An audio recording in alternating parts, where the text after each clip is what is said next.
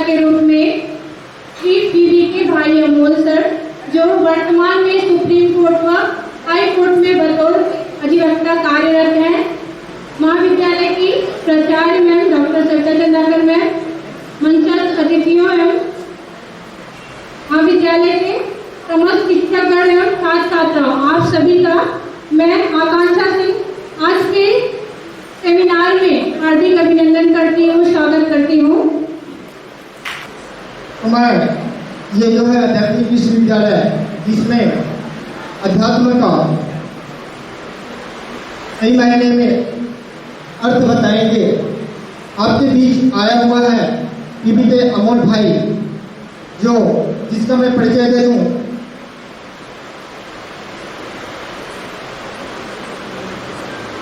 PV के अमोल भाई जो पिछले 18 वर्षों से आध्यात्मिक विश्वविद्यालय में सक्रिय सदस्य हैं।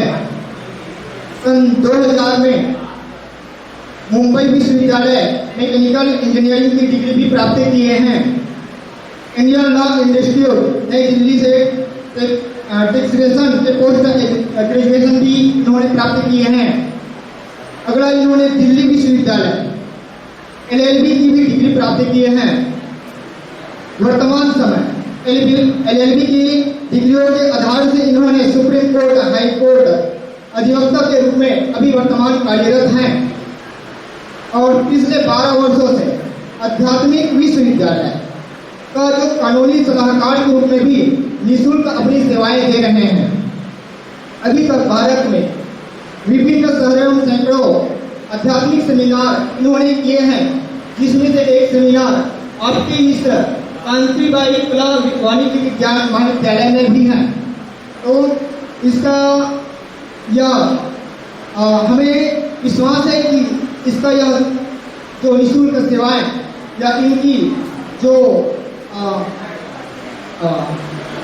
तो अभियान है वो आप तक लाने में इसका सफल कार्य होगा।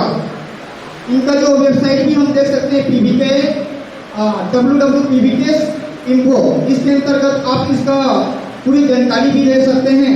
साथ ही इसका 7 दिन का कोर्सेज भी होता है। तो आगे बताएंगे आपको अध्यात्म का सही मायने में। भाई जी, आपका स्वागत है इस मंच में। आप तो भाई जी के लिए जबरदस्त ताली बजाइए और उनका स्वागत कीजिए। ओम नमः शिवाय। 2 मिनट के लिए हम सभी ध्यान में बैठेंगे। पीठ सीधी, गर्दन सीधी, और आज हम एक नई मेथड अपनाएंगे। भ्रुकुटी के बीच में यहाँ पे आपको ध्यान लगाना है। जैसे आकाश में स्टार चमकता है, वैसा स्टार यहाँ पे चमक रहा है, ऐसा अनुभव करना है। छोटा सा स्टार। मन में कोई भी विचार आता है तो उस विचार के पीछे भागना नहीं है, उसको भगा देना है। मन में सिर्फ एक ही संकल्प रहेगा, मैं आत्मा स्टार हूं। स्टार को याद करना है।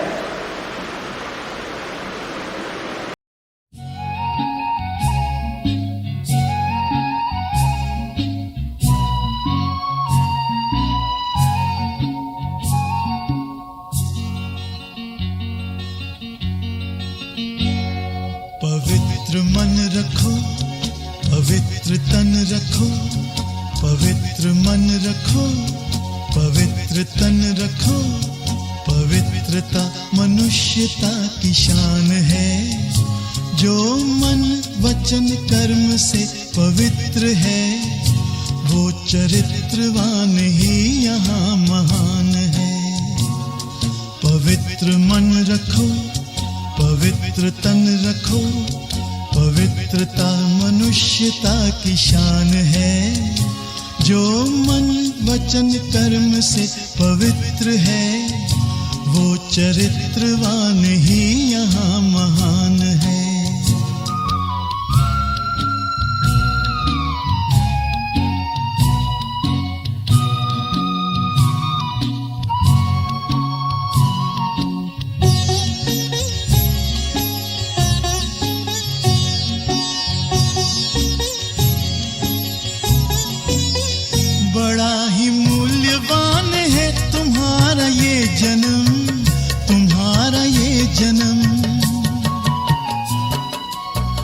बड़ा ही मूल्यवान है तुम्हारा ये जन्म, तुम्हारा ये जन्म।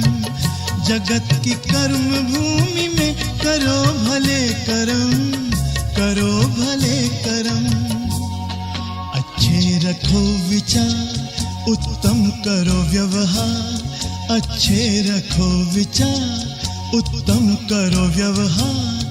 आदर्श व्यक्ति की ये पहचान है, जो मन वचन कर्म से पवित्र है। वो चरित्रवान ही यहाँ महान है। पवित्र मन रखो, पवित्र तन रखो। पवित्रता मनुष्यता की शान है। जो मन वचन कर्म से पवित्र है, वो चरित्रवान ही यहाँ महान है।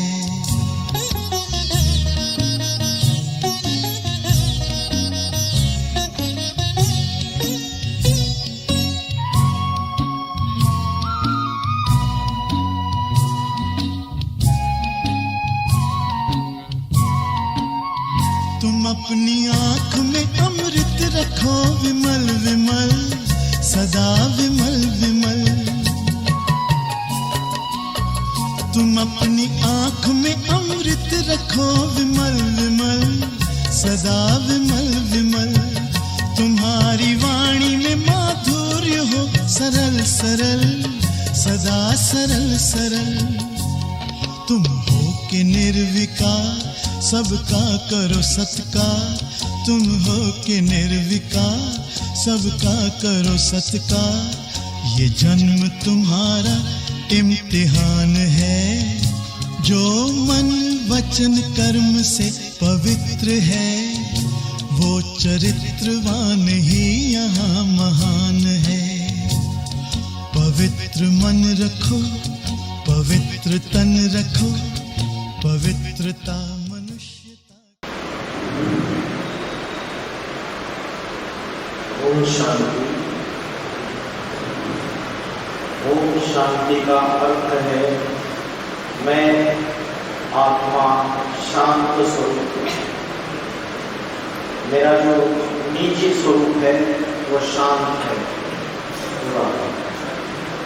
तो आज का हमारा सेमिनार का टॉपिक है आध्यात्मिकता क्या है, व्हाट इज स्पिरिचुअलिटी। तो आध्यात्मिकता का जो अर्थ है वो अलग अलग प्रकार से बताते हैं, उसकी अलग अलग व्याख्याएं करते हैं। कोई कहता है कि धर्म के ऊपर जो आस्था है वही अध्यात्म है। कोई कहता है योगासन और प्राणायाम ये अध्यात्म है। कोई कहता है मेडिटेशन के जो अलग अलग टेक्निक सिखाए जाते हैं, आर्टिफिशियल मेडिटेशन के, ध्यान के, वो अध्यात्म है। और कोई कहता है कि मन की जो एकाग्रता है वही अध्यात्म है। तो ये जो अलग अलग व्याख्याएं की है अध्यात्म की, ये सारी गलत है। अध्यात्म का सही अर्थ अलग है। अगर धर्म के ऊपर आस्था अध्यात्म होगा तो आज धर्म के नाम पर हिंसा क्यों हो रही है? हिंदू, मुस्लिम, क्रिश्चियन आपस में लड़ाई क्यों लड़ रहे हैं? आपस में झगड़ा क्यों लड़ रहे हैं? देश देश आपस में क्यों लड़ रहे हैं? कोई भी धर्म पिता, कोई भी संत महात्मा कभी हिंसा करने का ज्ञान देता है क्या? नहीं। गौतम बुद्ध आए, गुरु नानक आए, संत महात्मा आए, तुलसीदास, कबीरदास, रोहिदास, संत ज्ञानेश्वर, तुकाराम, इन्होंने कभी भी हिंसा का ज्ञान नहीं दिया। लेकिन आज धर्म के नाम पे जो हिंसा जो फैली हुई है समाज में, इसका मतलब धर्म के ऊपर जो आस्था है उसको अध्यात्म नहीं कहते। जो मेडिटेशन के आर्टिफिशियल टेक्निक सिखाए जाते हैं आज मार्केट में, कोई बोलता है नाक के ऊपर ध्यान लगाओ, कोई बोलता है श्वासों के ऊपर ध्यान लगाओ, कोई कहता है कि आंखें बंद करो और पहले लाल प्रकाश दिखेगा, फिर काला प्रकाश दिखेगा, पालथी मार के बैठ जाओ, हाथ पैर बांध के बैठ जाओ, घंटों घंटे बैठ जाओ। ये सारी हड्डियों की प्रक्रिया है, इसको कहते हैं हड्डियों। जो श्रीमद् भगवद गीता में भगवान ने सिखाया है वो राजयोग है। मेडिटेशन की ये आर्टिफिशियल टेक्निक्स है। माँ अपने बच्चे को याद करती है तो पालतू मार के बैठती है क्या? आंखें बंद करती है, बच्चे का फोटो लेके याद करती है, round round round round round round round round चाप करके याद करती है क्या? बच्चा अमेरिका चला गया? नहीं ना। कोई गीत बजा के बच्चे को याद करती है क्या? कोई डांस करके बच्चे को याद करती है क्या? नहीं ना। तो आज जो हम परमात्मा के प्रति उसको याद करने के लिए जो अलग अलग टेक्निक्स यूज कर रहे हैं ये सारे आर्टिफिशियल है। अभी तो मैंने आपको आर्टिफिशियल ही दिखाया था क्योंकि अभी तो आपने आपको बताया नहीं था। लेकिन सहज राजयोग क्या है? सहज जैसे माँ अपने बच्चे को याद करती है, बच्चा अमेरिका चला जाए उसको किसी भी साधनों की किसी भी आर्टिफिशियल तरीके की दरकार नहीं है। माँ याद करती है और बच्चे को वहां याद पहुंच जाती है, उसको हिचकी आ जाती है। तो ये जो वाइब्रेशन की शक्ति है, ये जो आत्मा की शक्ति है, ये जो मन के वाइब्रेशन से, इसमें मोबाइल का नेटवर्क फेल हो जाता है लेकिन 7 समुद्र पार वो माँ की याद पहुंच जाती है। तो कितनी ट्रिमेंडस पावर अपने अंदर है। वो दिल वाले दुल्हनिया ले जाएंगे, शाहरुख खान बोलता है पलट, अंदर ही अंदर बोलता है लेकिन उसको पहुंच जाता है। क्यों? क्योंकि ये मन के वाइब्रेशन की पावर है। ये जो पावर है, ये शक्ति हम भूल चुके। आज मोबाइल में लगे पड़े रहते हैं, हमारा नेटवर्क नहीं मिलता है, तो इसकी वजह से हमारी मन भक्ति की एकाग्रता कम कम होती जा रही है। छोटे बच्चे से लेकर बूढ़े तक आज सबका मन भटक रहा है या नहीं भटक रहा है? किसी का भी मन एकाग्र नहीं है, मन चंचल है, मन हठी है। तो इस चंचल मन को एकाग्र करने का जो ज्ञान है वो असली में अध्यात्म है। मेडिटेशन की जो आर्टिफिशियल टेक्निक सिखाए जाते हैं वो अध्यात्म नहीं है। फिर योगासन और प्राणायाम, इसको भी अध्यात्म नहीं कहेंगे, ये देह के आसन है। इससे केवल आप देह को स्वस्थ रख सकते हैं, शरीर को स्वस्थ रख सकते हैं, इसका आत्मा से कोई कनेक्शन नहीं है। तो रामदेव बाबा ने आज सारी विश्व में ये योग का योगासन प्राणायाम को फैलाया है और अंतरराष्ट्रीय योग दिवस भी मनाया जाता है। तो योग का जो अर्थ है ये कनेक्शन है माँ का, जैसे अपने बच्चे से बुद्धि योग माने कनेक्शन, संबंध। तो योगासन और प्राणायाम ये अध्यात्म नहीं है।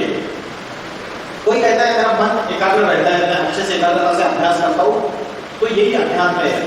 इसको भी अध्यात्म नहीं कहेंगे, ये अधूरा है। श्रीमद् भगवत गीता जो सर्वशास्त्र शिरोमणि है, जो सभी धर्म ग्रंथों का माय बाप है, श्रीमद् भगवत गीता जिसकी गीता की जयंती मनाई जाती है, जो स्वयं भगवान उवाच है, एक ही ऐसा ग्रंथ है जिसमें बोला है भगवान उवाच। बाकी किसी भी ना बाइबल में बोला है, ना कुरान में बोला है, ना धम्मपद में बोला है, जितने भी शास्त्र है किसी में नहीं बोला भगवान उवाच। श्रीमद् भगवत गीता स्वयं परमात्मा ने ये ज्ञान का गीत गाया है। इस श्रीमद् भगवत गीता में मनुष्य के जीवन में जो भी व्यक्तिगत समस्या है, जो भी सामाजिक समस्या है और जो भी राजनीतिक समस्या है, उन सभी समस्याओं का हल है। आप में से किसी ने श्रीमद् भगवत गीता पढ़ी है आज तक? किसी ने भी नहीं? आपने 16वां अध्याय पढ़ा है? कभी कभी पढ़ते हैं तो आपको अच्छा लगता है।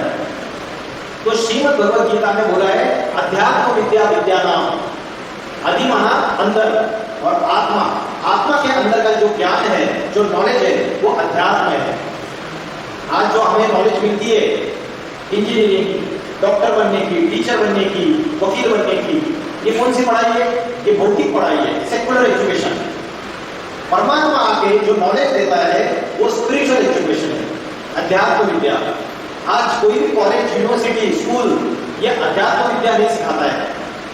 ये सर्व विद्याओं में सर्वश्रेष्ठ विद्या है। इंजीनियरिंग बनने की विद्या, डॉक्टर बनने की विद्या, वकील बनने की विद्या, टीचर बनने की विद्या, अलग अलग जितने भी प्रकार की विद्या है, इन सब विद्याओं में सर्वश्रेष्ठ विद्या है अध्यात्म विद्या।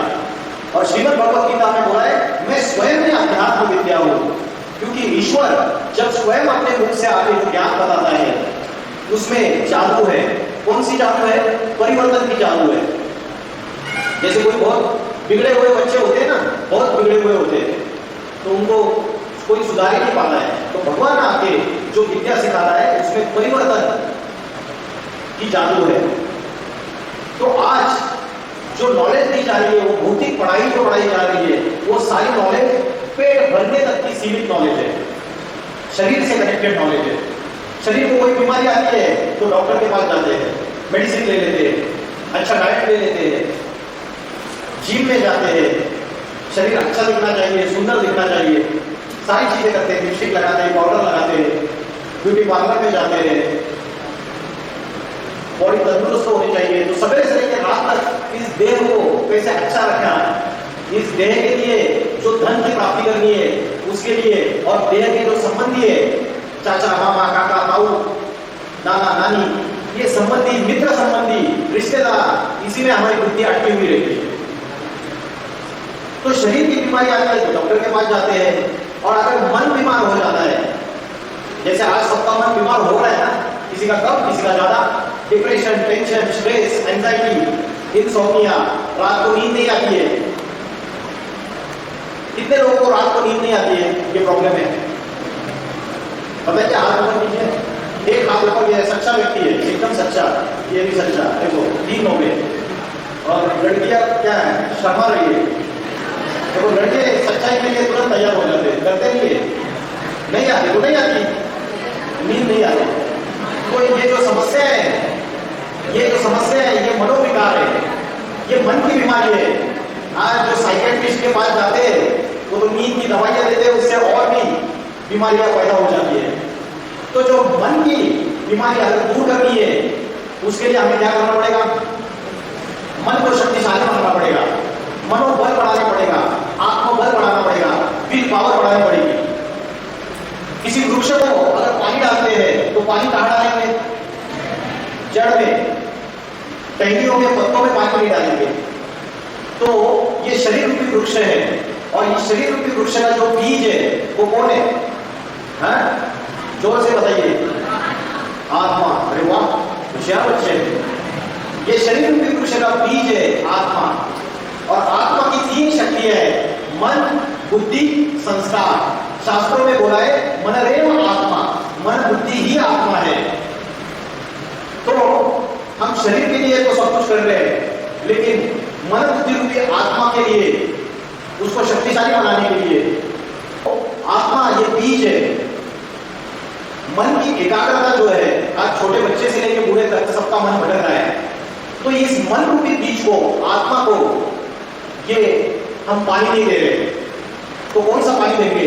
अगर शरीर मैला हो जाता है तो हम स्नान कर लेते हैं, लक्स साबुन लगा लेते हैं, घिस के। लेकिन आत्मा के ऊपर जो मैल चढ़ा हुआ है, आत्मा ने अनेक जन्म लिए, अनेक जन्म लेते लेते आत्मा ने अच्छे बुरे कर्म किए। तो जब पाप कर्म किए तो पाप कर्मों का जो बोझा है, जो मैला है, वो आत्मा के ऊपर चढ़ा हुआ है। आत्मा 5 विकारों के अधीन हो चुकी है। ये मन बुद्धि 5 विकारों से ग्रसित हो चुकी है। कौन से 5 विकार? 5 विकार जिसको हम बोलते हैं कि 5 चोर या 5 राक्षस जो आत्मा के अंदर प्रवेश हो चुके, मन के अंदर प्रवेश हो चुके। कौन से? काम, क्रोध, लोभ, मोह, अहंकार। काम का अर्थ क्या है? जोर से, मेरे को कम सुनाई देता है, जोर से बोलिए।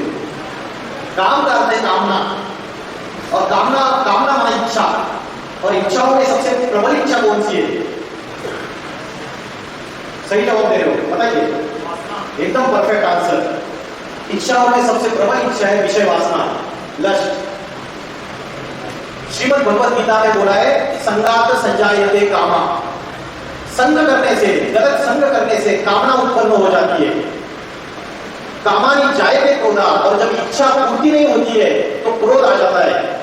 मुझे वो चीज चाहिए, मुझे वो मिलना है। ये जो इच्छा है, अगर इच्छा की पूर्ति नहीं होती है तो आग बबूला हो जाता है व्यक्ति, अपने घर के बर्तन फोड़ना चालू कर देता है। तो कामेषु क्रोधेषु, काम से क्रोध जन्म लेता है। क्रोधानि भवति सम्मोहा, क्रोध से मोह निर्माण होता है। मोह माना अटैचमेंट, लगाव झुकाव की बीमारी होती है ना, लगाव झुकाव की बीमारी होती है तो कहीं भी मन नहीं लगता है, डिप्रेशन में चले जाते हैं। और वो चीज नहीं मिली तो क्या होता है? नहीं, मुझे जीना ही नहीं है, आत्महत्या करने के लिए तैयार हो जाएंगे। क्या बोला? आत्महत्या। तो संगात संजायते कामा, कामानि जायते क्रोधा, क्रोधानि भवति सम्मोहा, सम्मोहात् बुद्धिनाशा। बुद्धि नाशात प्रणश्यन्ति, फिर बुद्धि का नाश होता है, फिर प्राणों का नाश होता है। तो सबसे पहला मुखिया कौन हो गया? काम विकार। ये मुखिया जो है ना, इसको अगर हमने कंट्रोल में कर लिया तो ये बाकी के बाल बच्चे ये कंट्रोल में आ जाएंगे। तो इसको कैसे कंट्रोल में लाना है? श्रीमद् भगवत गीता में बोला है काम, क्रोध और लोभ ये तीनों नरक के द्वार खोलने वाले हैं। त्रिविधस्य नरकस्य इदं द्वारम नाशनम आत्मना, ये आत्मा का नाश करते हैं। ये पाप कराते हैं, जबरियन पाप कर्म कराते हैं। महाश्रम महापापमा विद्धि येन वैरिणम, इसको वैरी समझो, इसको दुश्मन समझो। श्रीमद् भगवत गीता में बोला है जय शत्रु महाभावो काम रूपम दुरासदम, ये विषय वासना ये सबसे बड़ा शत्रु है, इसको मार डाल, जही मार डाल, इसको कंट्रोल करना बहुत कठिन है। तो ये जो कामना है, इच्छा है, विषय वासना है, ये मनुष्य के अंदर की ज्ञान विज्ञान नाशनम, ज्ञान और विज्ञान का नाश कर लेता है। तो ज्ञान कौन सा ज्ञान? ये इंजीनियरिंग का ज्ञान, वकील बनने का ज्ञान, टीचर बनने का ज्ञान नहीं, अध्यात्म ज्ञान, जिसके लिए श्रीमद् भगवत गीता में बोला है नहीं ज्ञानेन सदृशम पवित्रम ये विद्यते। इस अध्यात्म ज्ञान के सिवाय इस दुनिया में कोई भी वस्तु पवित्र नहीं है। तो ये अध्यात्म ज्ञान ये सर्वश्रेष्ठ ज्ञान है इस सृष्टि पे, और आज किसी को पता ही नहीं है क्या है अध्यात्म ज्ञान, उसकी जानकारी नहीं है। भारत के ऋषि मुनियों ने आत्मा और परमात्मा के ज्ञान का चिंतन किया, और विदेशियों ने जो बड़े बड़े साइंटिस्ट और जो विदेशी है जिन्होंने पाश्चात्य संस्कृति फैलाई सारे वर्ल्ड में, वेस्टर्न फिलोसॉफी, उन्होंने एटम्स और मॉलिक्यूल्स में जड़ पदार्थों में स्टडी किया। एक है जड़ पदार्थ और एक है चैतन्य आत्मा। शरीर क्या है? शरीर क्या है? जड़ है या चैतन्य है? अरे शरीर जड़ है या चैतन्य है? जड़ है। मिट्टी का पुतला है, मिट्टी में मिल जाता है। 5 तत्वों का बना हुआ है, जल वायु अग्नि पृथ्वी आकाश, और ये 5 तत्वों की जड़ है। आपस में लड़ाई क्यों लड़ रहे? आपस में झगड़ा क्यों लड़ रहे? देश देश आपस में क्यों लड़ रहे? कोई भी धर्म पिता, कोई भी संत महात्मा कभी हिंसा करने का ज्ञान देता है क्या? नहीं। गौतम बुद्ध आए, गुरु नानक आए, संत महात्मा आए, तुलसीदास, कबीरदास, रोहिदास, संत ज्ञानेश्वर, तुकाराम, इन्होंने कभी भी हिंसा का ज्ञान नहीं दिया। लेकिन आज धर्म के नाम पे जो हिंसा जो फैली हुई है समाज में, इसका मतलब धर्म के ऊपर जो आस्था है उसको अध्यात्म नहीं कहते। जो मेडिटेशन के आर्टिफिशियल टेक्निक सिखाए जाते हैं आज मार्केट में, कोई बोलता है नाक के ऊपर ध्यान लगाओ, कोई बोलता है श्वासों के ऊपर ध्यान लगाओ, कोई कहता है कि आंखें बंद करो और पहले लाल प्रकाश दिखेगा, फिर काला प्रकाश दिखेगा, पालथी मार के बैठ जाओ, हाथ पैर बांध के बैठ जाओ, घंटों घंटे बैठ जाओ। ये सारी हठयोग की प्रक्रिया है, इसको कहते हैं हठयोग। जो श्रीमद् भगवत गीता में भगवान ने सिखाया है वो राजयोग है। मेडिटेशन के ये आर्टिफिशियल टेक्निक से माँ अपने बच्चे को याद करती है तो पालथी मार के बैठती है क्या? आंखें बंद करती है, बच्चे का फोटो लेके याद करती है, round round round round round round round round चाप करके याद करती है क्या? बच्चा अमेरिका चला गया? नहीं ना। कोई गीत बजा के बच्चे को याद करती है क्या? कोई डांस करके बच्चे को याद करती है क्या? नहीं ना। तो आज जो हम परमात्मा के प्रति उसको याद करने के लिए जो अलग अलग टेक्निक्स यूज कर रहे हैं, ये सारे आर्टिफिशियल है। अभी तो मैंने आपको आर्टिफिशियल ही दिखाया था, क्योंकि अभी तो आपने आपको बताया नहीं था। लेकिन सहज राजयोग क्या है? सहज जैसे माँ अपने बच्चे को याद करती है, बच्चा अमेरिका चला जाए, उसको किसी भी साधनों की, किसी भी आर्टिफिशियल तरीके की दरकार नहीं है।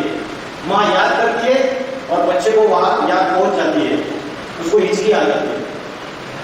तो ये जो वाइब्रेशन की शक्ति है, ये जो आत्मा की शक्ति है, ये जो मन के वाइब्रेशन से, इसमें मोबाइल का नेटवर्क फेल हो जाता है, लेकिन 7 समुद्र पार वो माँ की याद पहुंच जाती है। तो कितनी ट्रिमेंडस पावर अपने अंदर है। तो दिल वाले दुल्हनिया ले जाएंगे, शाहरुख खान बोलता है पलट, अंदर ही अंदर बोलता है, लेकिन उसको पहुंच जाता है। क्यों? क्योंकि ये मन के वाइब्रेशन की पावर है। ये जो पावर है, ये शक्ति हम भूल चुके। आज मोबाइल में लगे पड़े रहते हैं, हमारा नेटवर्क नहीं मिलता है, तो इसकी वजह से हमारी मन बुद्धि की एकाग्रता कम होती जा रही है। छोटे बच्चे से लेकर बूढ़े तक आज सबका मन भटक रहा है, नहीं भटक रहा है? किसी का भी मन एकाग्र नहीं है, मन चंचल है। मन हटी है। तो इस चंचल मन को एकाग्र करने का जो ज्ञान है वो असली में अध्यात्म है।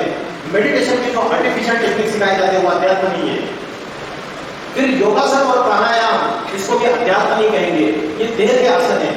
इससे केवल आप देह को स्वस्थ रख सकते हैं, शरीर को स्वस्थ रख सकते हैं, इसका आत्मा से कोई कनेक्शन नहीं है। तो रामदेव बाबा ने आज सारी विश्व में ये योग का योगासन प्राणायाम को फैलाया है और अंतरराष्ट्रीय योग दिवस भी मनाया जाता है। तो योग का जो अर्थ है ये कनेक्शन है, माँ का जैसे अपने बच्चे से बुद्धि हो, योग माने कनेक्शन, संबंध। तो योगासन और प्राणायाम ये अध्यात्म नहीं है। कोई कहता है मेरा मन एकाग्र रहता है, मैं अच्छे से एकाग्रता से अभ्यास करता हूँ, तो यही अध्यात्म है। इसको भी अध्यात्म नहीं कहेंगे, ये अधूरा है।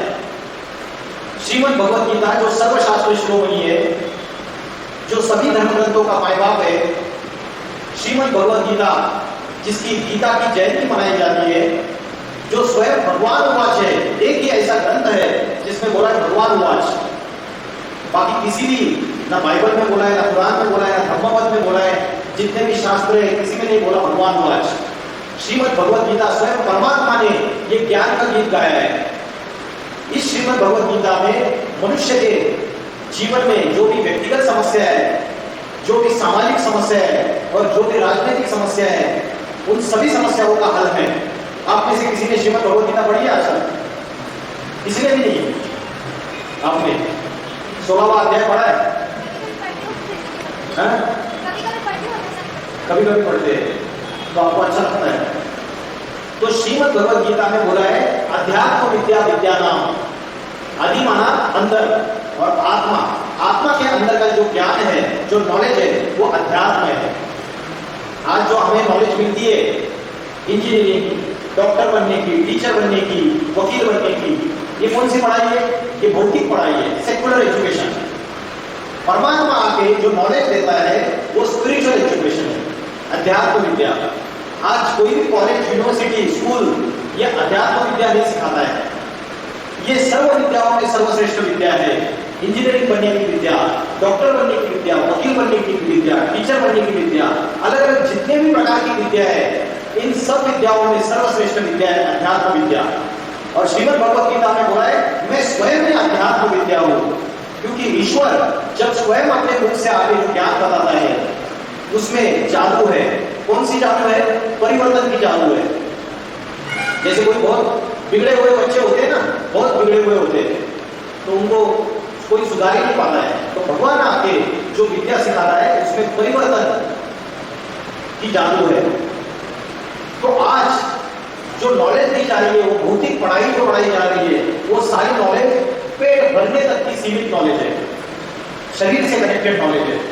शरीर को कोई बीमारी आती है तो डॉक्टर के पास जाते हैं, मेडिसिन ले लेते हैं, अच्छा डाइट ले लेते हैं, जिम में जाते हैं, शरीर अच्छा दिखना चाहिए, सुंदर दिखना चाहिए, सारी चीजें करते हैं, लिपस्टिक लगाते हैं, पाउडर लगाते हैं, ब्यूटी पार्लर में जाते हैं,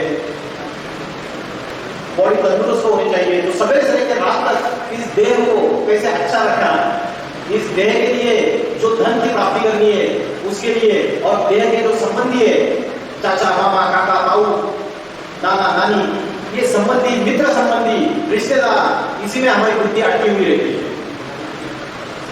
तो शरीर की बीमारी आती है तो डॉक्टर के पास जाते हैं। और अगर मन बीमार हो जाता है, जैसे आज सबका मन बीमार हो रहा है ना, किसी का कम, किसी का ज्यादा, depression, tension, stress, anxiety, insomnia, रात को नींद नहीं आती है। कितने लोगों को रात को नींद नहीं आती है? ये प्रॉब्लम है। पता क्या? हाथ ऊपर कीजिए, एक हाथ ऊपर, ये सच्चा व्यक्ति है, एकदम सच्चा, ये भी सच्चा, देखो 3 हो गए। और लड़कियां क्या है, शर्मा रही है।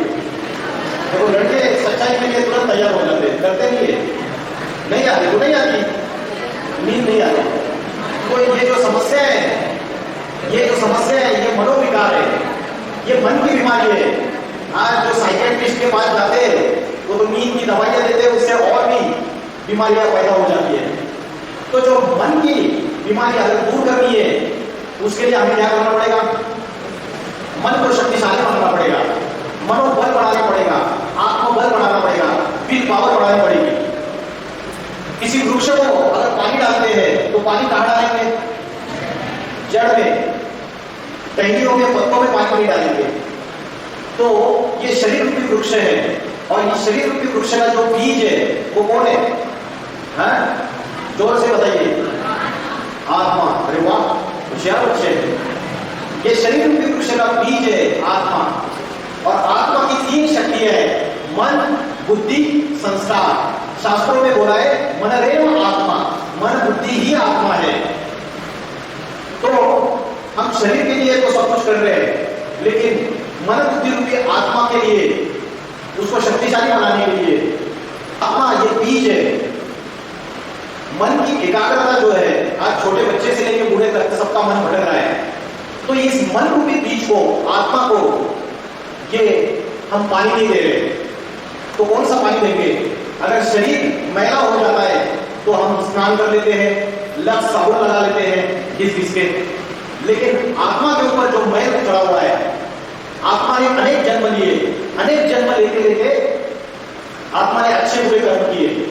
तो जब पाप कर्म किए तो पाप कर्म का जो बोझा है, जो मैला है, वो आत्मा के ऊपर चढ़ा हुआ है। आत्मा 5 विकारों के अधीन हो चुकी है। ये मन बुद्धि 5 विकारों से ग्रसित हो चुकी है। कौन से 5 विकार? 5 विकार जिसको हम बोलते हैं कि 5 चोर या 5 राक्षस जो आत्मा के अंदर प्रवेश हो चुके, मन के अंदर प्रवेश हो चुके। कौन से? वो काम, क्रोध, लोभ, मोह, अहंकार। काम का अर्थ क्या है? जोर से, मेरे को कम सुनाई देता है, जोर से बोलिए। काम का अर्थ है कामना, और कामना माना इच्छा। और इच्छाओं में सबसे प्रबल इच्छा कौन सी है? सही जवाब दे रहे हो, बताइए। एकदम परफेक्ट आंसर।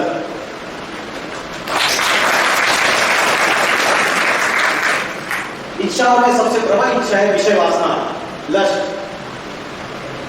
श्रीमद् भगवद गीता में बोला है संगात संजायते कामा। संग करने से, गलत संग करने से कामना उत्पन्न हो जाती है। कामानि जायते क्रोधा, और जब इच्छा पूर्ति नहीं होती है तो क्रोध आ जाता है।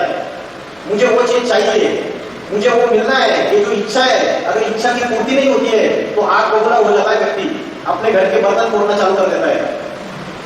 तो कामेषु क्रोधेषु, काम से क्रोध जन्म लेता है।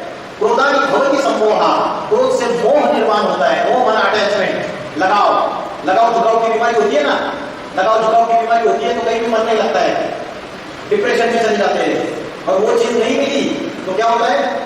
नहीं, मुझे जीना ही नहीं है, आत्महत्या करने के लिए तैयार हो जाएंगे। क्या बोला? आत्महत्या। तो संगात संजायते कामा, कामानि जायते क्रोधा, क्रोधानि भवति सम्मोहा, सम्मोहात् बुद्धिनाशा, बुद्धिनाशात् प्रणश्यन्ति। फिर बुद्धि का नाश होता है, फिर प्राणों का नाश होता है। तो सबसे पहला मुखिया कौन हो गया? काम विकार। ये मुखिया जो है ना, इसको अगर हमने कंट्रोल में कर लिया तो ये बाकी के बाल बच्चे ये कंट्रोल में आ जाएंगे। तो इसको कैसे कंट्रोल में लाना है? श्रीमद् भगवद गीता में बोला है काम, क्रोध और लोभ ये तीनों नरक के द्वार खोलने वाले हैं। त्रिविधस्य नरकस्य इदं द्वारम नाशनम आत्मना, ये आत्मा का नाश करते हैं। ये पाप कराते हैं, जबरियन पाप कर्म कराते हैं। महाशम महापापमा विद्धि येन वैरियम, इसको वैरी समझो, इसको दुश्मन समझो। श्रीमद् भगवद गीता में बोला है जय शत्रु महाभावो काम रूपम दुरासदम, ये विषय वासना ये सबसे बड़ा शत्रु है, इसको मार डाल, जही मार डाल, इसको कंट्रोल करना बहुत कठिन है। तो ये जो कामना है, इच्छा है, विषय वासना है, ये मनुष्य के अंदर की ज्ञान विज्ञान नाशनम है, चश्मा, ज्ञान और विज्ञान का नाश कर लेता है ये। तो ज्ञान कौन सा ज्ञान? ये इंजीनियरिंग का ज्ञान, वकील बनने का ज्ञान, टीचर बनने का ज्ञान नहीं, अध्यात्म ज्ञान, जिसके लिए श्रीमद् भगवद गीता में बोला है नहीं ज्ञानेन सदृशम पवित्रम यह विद्यते। इस अध्यात्म ज्ञान के सिवाय इस दुनिया में कोई भी वस्तु पवित्र नहीं है। तो ये अध्यात्म ज्ञान ये सर्वश्रेष्ठ ज्ञान है इस सृष्टि पे, और आज किसी को पता ही नहीं है क्या है अध्यात्म ज्ञान, उसकी जानकारी नहीं है। भारत के ऋषि मुनियों ने आत्मा और परमात्मा के ज्ञान का चिंतन किया, और विदेशियों ने, जो बड़े बड़े साइंटिस्ट और जो विदेशी है जिन्होंने पाश्चात्य संस्कृति फैलाई सारे वर्ल्ड में, वेस्टर्न फिलोसॉफी, उन्होंने एटम्स और मॉलिक्यूल्स में जड़ पदार्थों में स्टडी किया। एक है जड़ पदार्थ और एक है चैतन्य आत्मा। शरीर क्या है? शरीर क्या है? जड़ है या चैतन्य है? अरे शरीर जड़ है या चैतन्य है? जड़ है। मिट्टी का टुकड़ा है, मिट्टी में मिल जाता है। 5 तत्वों का बना हुआ है, जल, वायु, अग्नि, पृथ्वी, आकाश, और ये 5 तत्वों की जड़ है। और जब उसमें चैतन्य आत्मा प्रवेश करती है, वो आत्मा हमारी असली आइडेंटिटी है। तो आज भारतवासियों को अपनी जो असली आइडेंटिटी है, इसका परिचय भूल गए। जो चैतन्य शक्ति है, जो प्राण शक्ति है, उसका परिचय हम भूल गए। तो हमारा असली परिचय हम भूल गए और उसी की वजह से दुखी, अशांत और पूरी तरीके से अज्ञानी हो गए। बाहर की दुनिया में, रिश्तेदारों में, सगे संबंधियों में, मित्रों में, साधनों में, व्यक्तियों में हम सुख ढूंढ रहे, शांति ढूंढ रहे। मिलती है 100% सुख शांति, और ही दुख मिल जाता है। तो शांति हमारे गले का हार है। शांति क्या है? हमारे गले का हार है। जैसे कस्तूरी मृग होता है, कस्तूरी मृग सारी जंगल में भागता रहता है, सुगंध कहां से आ रही है उसको पता ही नहीं है। बावरा होके भाग रहा है, भाग रहा है, भाग रहा है, उसको पता नहीं है उसके पेट में जो नाभि है, उस नाभि में जो कस्तूरी है, उससे सुगंध आ रही है, उसको पता ही नहीं है। वैसे हमारी हालत है। आत्मा के अंदर सुख और शांति, पवित्रता, आनंद, प्रेम सब कुछ समाया हुआ है। ये हमारे अंदर है, हम उसको बाहर ढूंढ रहे हैं, व्यक्तियों में, साधनों में, पदार्थों में। समझ में आ रहा है? तो हमारा असली परिचय हम भूल चुके हैं। हमारा असली परिचय क्या है? कौन है हम? मैं कौन हूं? Who am I? मेरा असली परिचय क्या है? आप कौन है? मैंने आपको प्रश्न पूछा, बताइए आप कौन है? बताओ, बैठ के बताओ।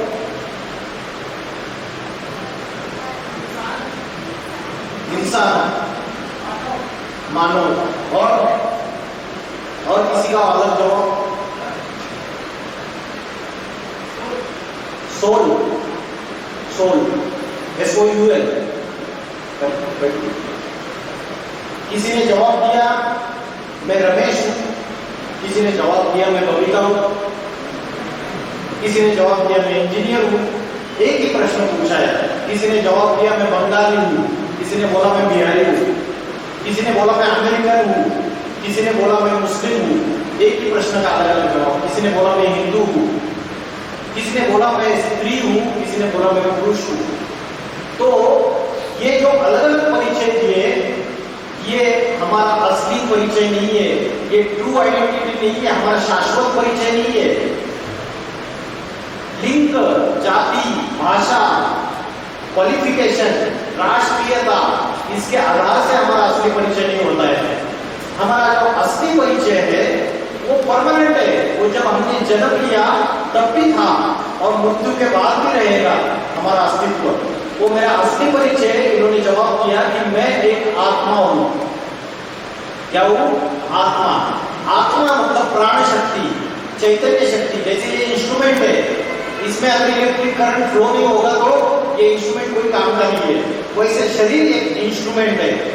इसमें जो प्राण शक्ति, एनर्जी, चैतन्य शक्ति आत्मा प्रवेश करती है, तब मैं आंखों से देख सकता हूँ, कानों से सुन सकता हूँ, मुख से बात कर सकता हूँ, इंद्रियों से हलन चलन कर सकता हूँ। तो जो चैतन्य शक्ति है आत्मा, वो मेरा असली परिचय है।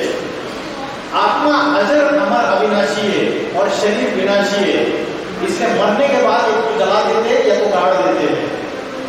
तो आज सवेरे से लेकर रात तक आप बताइए, आप किसका चिंतन करते हो? आत्मा का चिंतन करते हो या शरीर का चिंतन करते हो? शरीर तो पर है, आत्मा स्व है। पर चिंतन पतन की जड़, स्व चिंतन उन्नति की सीढ़ी। तो देह क्या है? पर है, स्व आत्मा है। तो आत्मा का चिंतन करने के लिए आपको यही पता नहीं है हमको कि आत्मा इस शरीर में कहाँ रहती है, आत्मा का स्वरूप क्या है, ये पता नहीं है। तो हम देखते हैं कि आत्मा इस शरीर में कहाँ रहती है। कहाँ रहती है आत्मा? भ्रुकुटी के बीच में यहाँ पे श्रीमद् भगवद गीता में इसका प्रूफ है। भ्रूर मध्य प्राण में आवेश सम्यका, भ्रुकुटी के मध्य में प्राण शक्ति स्थित है। इसलिए भारत की कन्या माताएं यहाँ पे बिंदी लगाती है और पुरुष लोग यहाँ पे टीका लगाते हैं। जब द्वापर युग से भारत के ऋषि मुनियों को ये पता चला कि मनुष्य बॉडी कॉन्शियसनेस में ज्यादा रहना चालू कर दिया, 5 विकार आत्मा के अंदर प्रवेश कर गए, काम क्रोध लोभ मोह अहंकार, तो मनुष्य को आत्मा का भार रहे, इसके लिए ये बिंदी लगाने की परंपरा शुरुआत हो गई। इसके लिए ये बिंदी लगाने की परंपरा शुरू कर दी। आज क्या हो गया कि परंपरा मात्र रह गई। वास्तविकता यह है कि चैतन्य आत्मा यहां स्थित है। आत्मा का स्वरूप कैसा है, इन आंखों से तो आत्मा को देख नहीं सकते। श्रीमद् भगवद गीता में बोला है अनुरणीयाम समुस्मरेत, अनु से भी अति सूक्ष्म है आत्मा। जैसे आकाश में एक छोटा सा स्टार चमक रहा है, वैसे आत्मा स्टार स्वरूप है, ज्योति बिंदु स्वरूप है। तो आत्मा का ध्यान यहाँ पे करना है। तो मैंने आपको 2 चीजें बताई कि आत्मा यहाँ रहती है। पहले हम नाक के ऊपर एकाग्रता कर रहे थे, कभी श्वासों के ऊपर एकाग्रता कर रहे थे। ये उत्तमांग है। क्या है? उत्तमांग। और 5 ज्ञानेंद्रिय उसके नीचे है और कर्मेंद्रिय उसके नीचे है। राजा कहाँ पे बैठता है? राजा टॉप में बैठता है। और राजा जो है वो टॉप में बैठ के ऑर्डर देता है, और जो उसके मिनिस्टर्स है, उसके जो नौकर चाकर है, प्रजा है, उसकी बात मानते हैं। लेकिन आज हमारी बुद्धि ने जो डिसीजन लिया, जो ऑर्डर किया, हमारी आत्मा ने जो ऑर्डर किया, क्या हमारे आंख कान नाक इंद्रियां मानती है? इंद्रियों को जो करना है वो करते हैं। इंद्रिया कंट्रोल में नहीं है, संयम में नहीं है। और ये आत्मा जो राजा है, इसकी बैटरी डिस्चार्ज हो चुकी है, ये कमजोर हो चुका है, ये शक्तिहीन हो चुका है।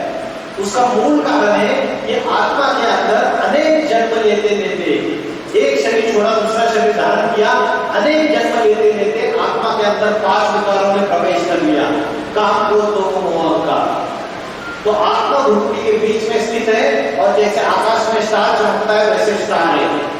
अभी आत्मा का ध्यान करने का सबसे अच्छा समय कौन सा है? ब्रह्म मुहूर्त का समय, सूरज उगने से पहले सवेरे 2 बजे से लेकर पौने 5 बजे तक का जो समय है वो सबसे अच्छा समय है। प्रातः समय 4 बजे उठ जाइए, 4 बजे उठ के आधा पौना घंटा मैं आत्मा स्टार हूं, इसका अभ्यास कीजिए। आंखें बंद नहीं करनी है। श्रीमद् भगवद गीता में बोला है संप्रेक्ष, संप्रेक्ष माना आंखें खुली रखते हुए, आंखें खुली रखते हुए आत्मा का ध्यान करना है, मन को एकाग्र करना है। शिव शंकर भोलेनाथ की मूर्तियां और चित्र आपने देखे होंगे। ध्यान बंद अवस्था में दोनों मिलित नेत्र, आधी आंखें बंद है आधी खुली है, तो ये योग की गहरी अवस्था है। तो आपको अभ्यास ऐसे ही करना है, और प्रातः समय जल्दी उठ के करना है। दिन में हर 1 घंटे में आप अलार्म को मोबाइल में सेट कर सकते हैं, और हर 1 घंटे के बाद जैसे प्यास लगती है तो पानी पीते हैं हम, वैसे 5 मिनट के लिए आप कहीं भी, कॉलेज में बैठे हुए, घर में बैठे हुए, कहीं भी आप 5 मिनट के लिए मैं आत्मा स्टार हूं, ये अभ्यास कर सकते हो। तो जब आप आत्मा स्टार है, ये अभ्यास करोगे, उत्तमांग में मन को एकाग्र करोगे, बुद्धि को एकाग्र करोगे, तो जो पुरुष और स्त्री की जो रजो और वीर्य की शक्ति जो नीचे की तरफ डिस्चार्ज होती है, रजो और वीर्य की शक्ति सीमेंट जो नीचे की तरफ डिस्चार्ज होती है, जब आप उत्तमांग के ऊपर बुद्धि को लगाएंगे तो वो शक्ति ऊर्ध्वगामी हो जाएगी, ऊपर की ओर चढ़ेगी। समझ रहे हैं? क्योंकि जो रजो और वीर्य की जो शक्ति होती है वही हमारा तेज है, ओज है, वही हमारी शक्ति है, असली शक्ति। तो आज उत्तमांग में हम बुद्धि का कॉन्सेंट्रेशन नहीं करते। सवेरे से लेकर रात तक या तो पुरुष को स्त्री का देह याद आता है, स्त्री को पुरुष का देह याद आता है, या अपना खुद का देह याद आता है। अपने देह की इंद्रिया, उसके पदार्थ, उसको जो अलग अलग इच्छाएं, विषय भोग है उसकी पूर्ति करने में, भूख लगी पेट में खाना चाहिए, स्वादिष्ट भोजन चाहिए, अच्छे अच्छे व्यंजन चाहिए, रसगुल्ला चाहिए, गुलाब जामुन चाहिए, तो ये इंद्रियों की तृप्ति करते रहते हैं ना। बुद्धि इन इंद्रियों की तृप्ति करने में ही लगी रहती है। तो बुद्धि का कॉन्सेंट्रेशन कहाँ करना है? उत्तमांग में, जहां राजा बैठा हुआ है, सारे शरीर का मालिक बैठा हुआ है। तो श्रीमद् भगवद गीता में आपने देखा रहेगा, अर्जुन का रथ दिखाया, घोड़े दिखाए, स्वयं भगवान सारथी है, लगाम दिखाया। तो कठोपनिषद नामक शास्त्र में बोला है आत्मा नाम रथिनम विद्धि। आत्मा क्या है? रथी है। रथी माना सवारी, पैसेंजर। शरीरम रथमेव च, शरीर रथ है। बुद्धि तुम सारथी विद्धि, और बुद्धि सारथी करने वाला है, ड्राइवर। मन प्रग्रहमेव च, और मन क्या है? लगाम है। इंद्रियानी हयामाहु, ये इंद्रिया घोड़े हैं। आज ये इंद्रिया कंट्रोल में नहीं है, ये घोड़े भाग रहे हैं, और बुद्धि रूपी लगाम कमजोर हो चुका है। बुद्धि डिसीजन लेती है, भाई तेरा पेट भरा हुआ है, रसगुल्ला मत खा, पेट खराब हो जाएगा, और हाथ रसगुल्ले को उठा लेते, जिह्वा लज्जायमान हो जाती है और मुख में डाल देते। तो इंद्रिया उस बुद्धि की बात मान रही है? नहीं मान रही है। तो इंद्रिया रूपी घोड़े भाग रहे हैं।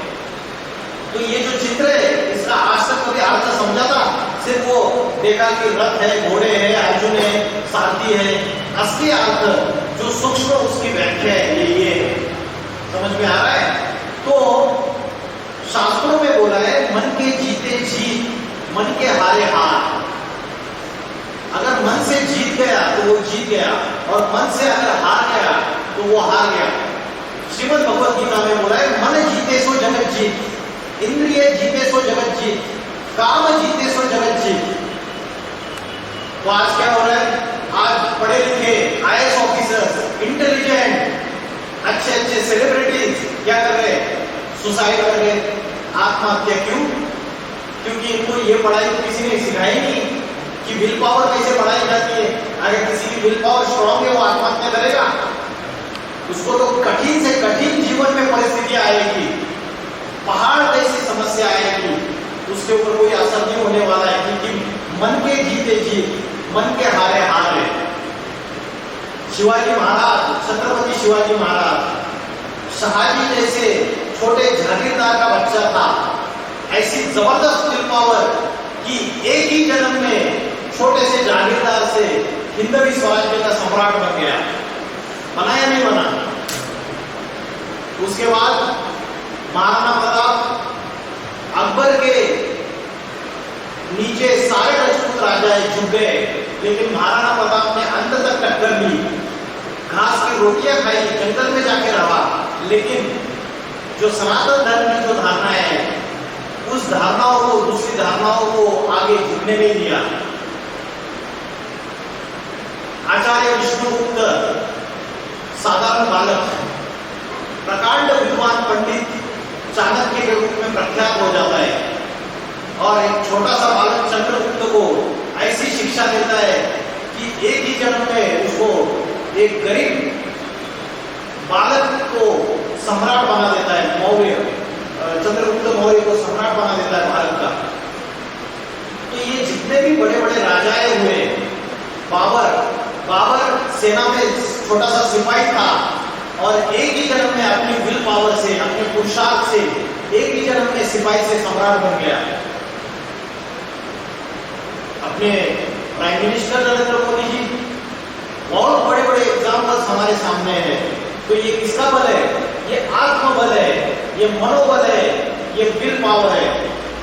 तो ये विल पावर कैसे बढ़ानी है, आत्मबल कैसे बढ़ानी है, ये नॉलेज आज किसी भी स्कूल, कॉलेज, यूनिवर्सिटी में नहीं दी जाती है। जब हम आत्मा का ध्यान करते हैं, आत्मा का अभ्यास करते हैं, तो जो सुख, शांति, प्रेम, आनंद, पवित्रता, ये जो क्वालिटीज है, ये हमारे क्या हो गए? गायब हो चुके हैं। आज सच्चा प्रेम किसी के अंदर रहा नहीं, दिखावटी प्रेम है, स्वार्थ युक्त प्रेम है।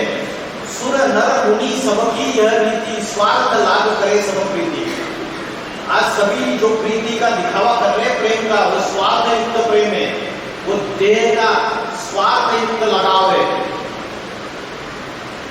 तो ये जो शक्तियां है हमारी, आनंद, प्रेम, सुख, शांति, ये आत्मा की ओरिजिनल क्वालिटीज है।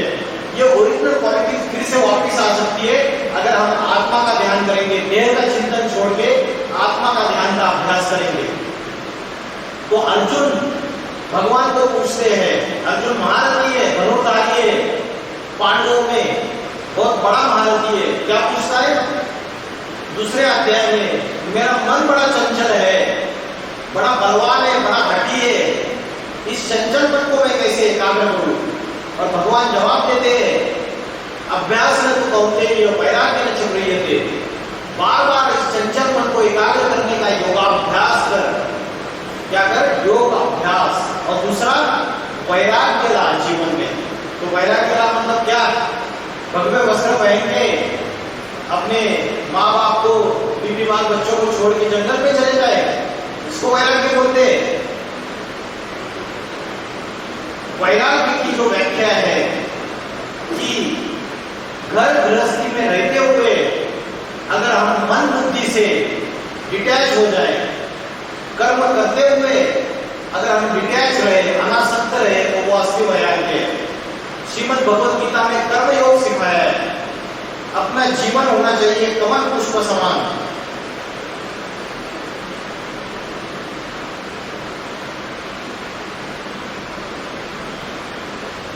कमल जो होता है वो कीचड़ में होता है, और कीचड़ में होने के बावजूद उसकी पंखुड़ियों को वो कीचड़ स्पर्श नहीं कर सकता है, कीचड़ की बूंद भी स्पर्श नहीं करती है।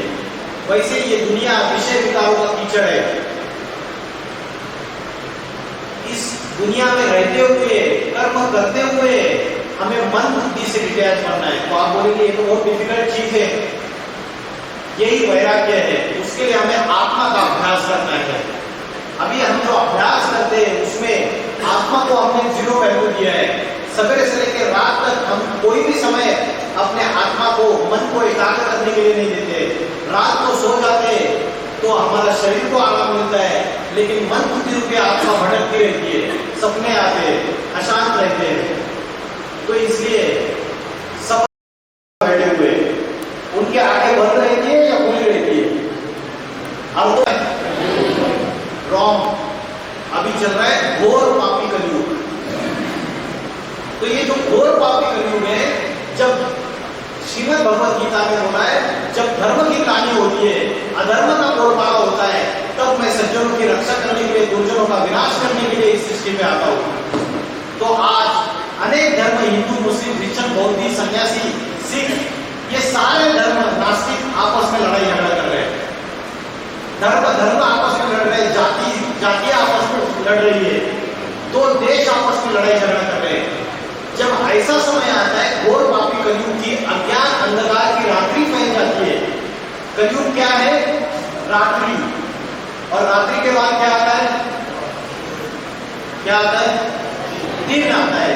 सतयुगी रूपी सवेरा आता है। तो कलयुग के बाद सतयुग आता है। कलयुग में पाप, अशांति, दुख है, और सतयुग में शाश्वत सुख और शांति का राज्य है, राम राज्य है। आज करोड़ों रुपए खर्च करके राम का मंदिर बना रहे। क्या राम का मंदिर बनाने से इस दुनिया में सुख शांति आ जाएगी? बताइए। तो राम का मंदिर, वो राम का राज्य, स्वयं राम परमात्मा स्वयं इस सृष्टि पे अति साधारण मनुष्य तन में अवतरित होके राम राज्य स्थापन कर रहे। वर्तमान में उनका कार्य शुरू हो चुका है। कैसे हो चुका है बाद में देखेंगे। तो हम महाशिवरात्रि का त्योहार मनाते हैं। राम का जन्मदिन रामनवमी के रूप में मनाते हैं, कृष्ण का जन्मदिन कृष्ण जन्माष्टमी के रूप में मनाते हैं। लेकिन शिव का जो दिव्य अवतरण है इस सृष्टि पे, उसको महाशिवरात्रि नाम क्यों दिया? कभी सोचा शिव जयंती नाम देना चाहिए था? महाशिवरात्रि क्यों बोला? रात्रि माना कलयुग रूपी रात्रि, ये अज्ञान अंधकार की रात्रि है। और क्या बोला? महाशिवरात्रि। महा माना जब घोर अज्ञान अंधकार की पापों की रात्रि फैल जाती है, तब शिव इस सृष्टि में अवतरित होते हैं। तब शिव का अवतरण होता है, जिसकी यादगार में हम महाशिवरात्रि मनाते हैं। महाशिवरात्रि का जो त्योहार मनाया जाता है, तो कभी तो शिव शंकर भोलेनाथ इस सृष्टि में आए और उन्होंने इस अंधकार को नष्ट कर दिया और सतयुगी रूपी सवेरा लाया। इसके लिए बोलते हैं ज्योतिषाम अपि तज्ज्योति, तमसा परम उच्चते, मैं अंधकार का नाश करने वाली ज्योति हूँ। इसलिए जो शिवलिंग की पूजा होती है ज्योतिर्लिंग के रूप में, उसका आकार ऐसे क्यों दिखाया है? पता है क्यों दिखाया ऐसा आकार? हिंदुओं में जितने भी देवी देवता है, 33 करोड़ देवी देवताओं को आँख, कान, नाक, पैर मनुष्य जैसा दिखाया। सरस्वती माता है, दुर्गा माता है, सारे देवी देवताओं को मनुष्य जैसा शरीर दिखाया, आकार दिखाया। लेकिन एक शिवलिंग ऐसा है, उसका आकार ऐसे क्यों दिखाया? क्योंकि परमात्मा जो है वो निराकार ज्योति स्वरूप है। उस निराकार ज्योति स्वरूप की यादगार में उसको भक्तों ने ये आकार दे दिया ज्योतिर्लिंग। वो अंधकार को नष्ट करने वाला है। तो परमात्मा जब इस सृष्टि में आते हैं तो ब्रह्मा, विष्णु और महेश, इन 3 मूर्तियों के द्वारा सद्गुरु टीचर के रूप में प्रैक्टिकल कार्य करते हैं। वो समय है कलयुग का अंतिम समय और सतयुग की शुरुआत, इनके बीच का स्लॉट, वो 100 इयर्स का समय है। परमात्मा आगे कोई जादूगरी नहीं करता है, कोई बाजीगरी नहीं करता है। आज के साधु सन्यासी क्या करते हैं? हाथ खोलते, उल्टी बोलते, लड्डू निकाला, पेड़ा निकाला, ये लो आपको बच्चा हो जाएगा, आपके बेटे का प्रमोशन हो जाएगा, आपके बेटे की शादी हो जाएगी। ये सारी अल्पकाल की प्राप्ति है। उसके बेटे की शादी हो जाती है, फिर उसको दुख नहीं आता है जीवन में, और नई इच्छाएं आती है, नए दुख आते हैं। तो ये अल्पकाल की प्राप्तियां आज के साधु सन्यासी देते हैं। लेकिन परमात्मा आके अल्पकाल की प्राप्तियां नहीं देता है, शाश्वत सुख शांति का ज्ञान देता है। Permanent happiness, permanent peace and happiness. Where there is a purity, there is a peace and prosperity. जहाँ पवित्रता है वहाँ सुख और शांति अपने आप ही आता है। जहाँ सुमति तहाँ संपत्ति नाना, जहाँ कुमति तहाँ विपत्ति विधाना। सुमति, मति माना क्या? मति माना बुद्धि। जिसकी बुद्धि सुंदर बुद्धि है, माना अच्छी बुद्धि है। सुमति तहाँ संपत्ति नाना, उसके धन की कमी नहीं रहेगी, किसी भी चीज की कमी नहीं रहेगी। जहाँ कुमति, कु माना दुष्ट बुद्धि, जहाँ कुमति तहाँ विपत्ति विधाना। विपत्ति माना ढेर सारे संकट, ढेर सारे विघ्न उसके जीवन में, समस्याएं। तो बुद्धि की, मन की स्थिरता, आत्मा की चार्जिंग, ये अध्यात्म का असली ज्ञान है। तो जब ये मन बुद्धि की शक्ति हमारी क्षीण हो जाती है और ये सारी दुनिया तीसरे विश्व युद्ध के कगार पे जाके खड़ी हो जाती है। दुनिया में पाप, भ्रष्टाचार, अत्याचार बढ़ जाते हैं। आज से 80 साल पहले एटम बम थे नहीं। 1945 में Hiroshima Nagasaki second world war में एटम बम का फर्स्ट एक्सप्लोजन हुआ। और आज 80 साल के बाद क्या हालत है? छोटे से छोटे देश के पास atomic weapons, atom bomb, nuclear weapons है। रिमोट कंट्रोल का एक बटन दबाए तो ये सारी दुनिया एक सेकंड में खलास हो सकती है। सच्चाई ये नहीं। पहले जो युद्ध होते थे वो तलवारों से, बंदूकों से युद्ध होते थे, लाखों लोग मरेंगे। लेकिन आज 750-800 करोड़, 8 बिलियन पॉपुलेशन है दुनिया की, और सारे देश आपस में लड़ाई झगड़ा कर रहे हैं। यूक्रेन और रशिया की 1.5 साल से युद्ध चल रहा है, लेकिन कोई भी रोक नहीं पा रहा है उस युद्ध को। रशिया न्यूक्लियर वेपन्स यूज करने की धमकी दे रहा है। तो मनुष्य ने अपने विनाश के सारे साधन तैयार कर लिए। जो साइंटिस्ट है, वैज्ञानिक है, वो अपने तीखी बुद्धि से उन्होंने अपने विनाश के, मनुष्य के विनाश के साधन तैयार कर लिए। कोई व्यक्ति अगर किसी पेड़ की डाली पे बैठा है और उसी डाली को अगर काट रहा है तो खुद भी नीचे गिरेगा या नहीं गिरेगा? वैसे ही मनुष्य ने अपने विनाश के साधन तैयार कर लिए। प्रकृति विकराल रूप धारण कर चुकी है।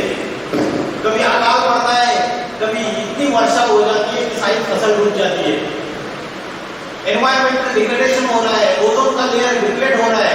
ओजोन पता है ना, सूर्य के जो अल्ट्रावायलेट रेज है तो डायरेक्ट धरती पे आएंगे, धरती का टेम्परेचर बढ़ रहा है। एटम बम का विस्फोट हो जाएगा तो धरती का टेम्परेचर और बढ़ जाएगा।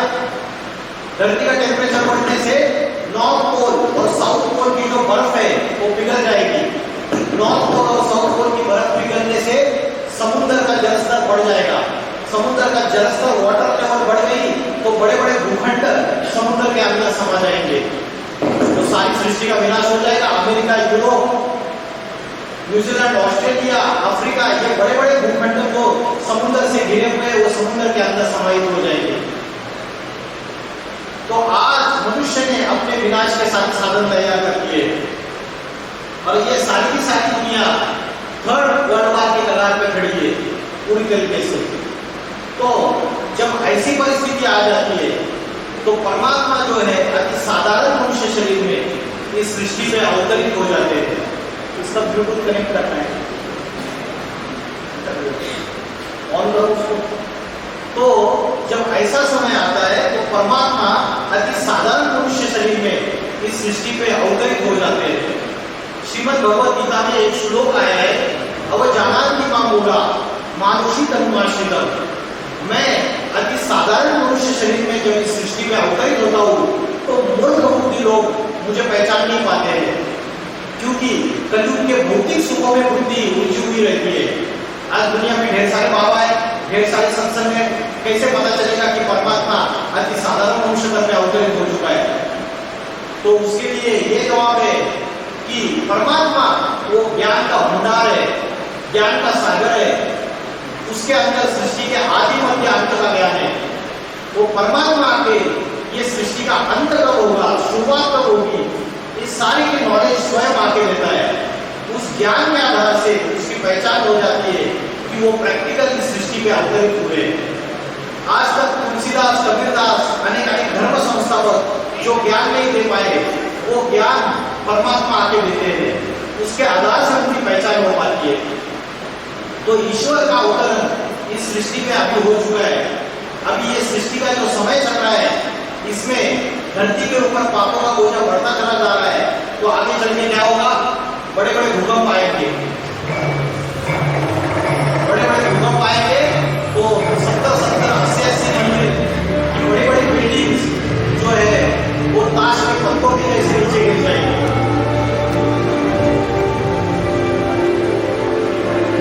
थर्ड वर्ल्ड वॉर होगा तो एटम बम का, न्यूक्लियर वेपन्स का एक्सप्लोजन होगा। न्यूक्लियर वेपन्स का एक्सप्लोजन होगा तो धरती का टेम्परेचर बढ़ जाएगा। धरती का टेम्परेचर बढ़ जाएगा तो दक्षिण ध्रुव और उत्तर ध्रुव में जो बर्फ के पहाड़ है वो पिघल जाएंगे, उससे समुद्र का जलस्तर बढ़ जाएगा।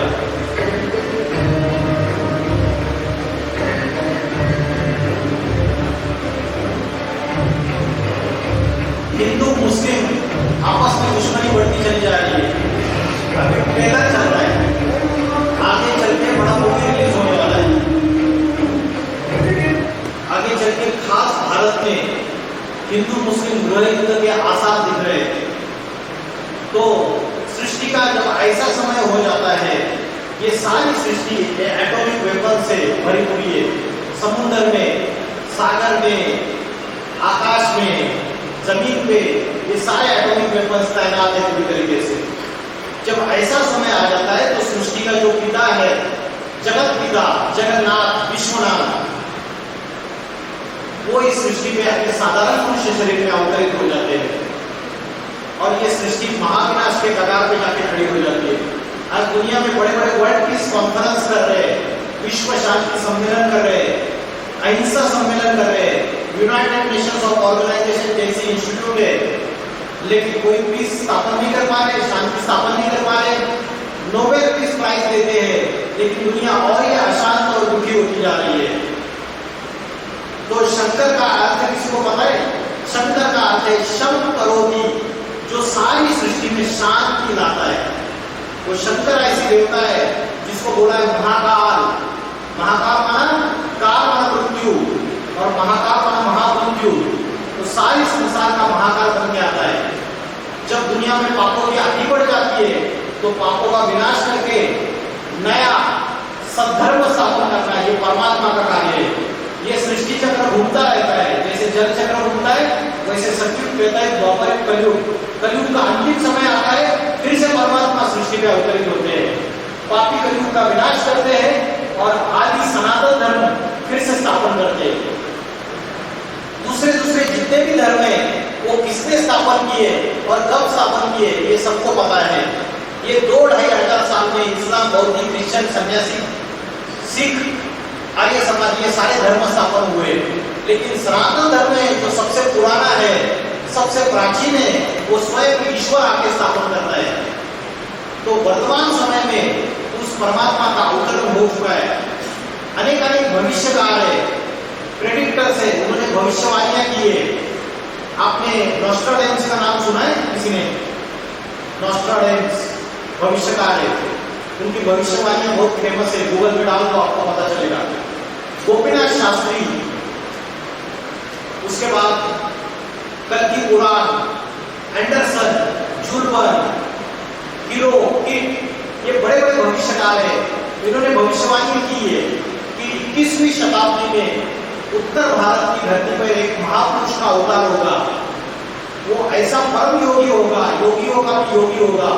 वो ऐसे आध्यात्मिक क्रांति लाएगा, ऐसा आध्यात्मिक सम्मेलन तय करेगा और ऐसा योग सिखाएगा जिससे सारी सृष्टि में परिवर्तन आएगा।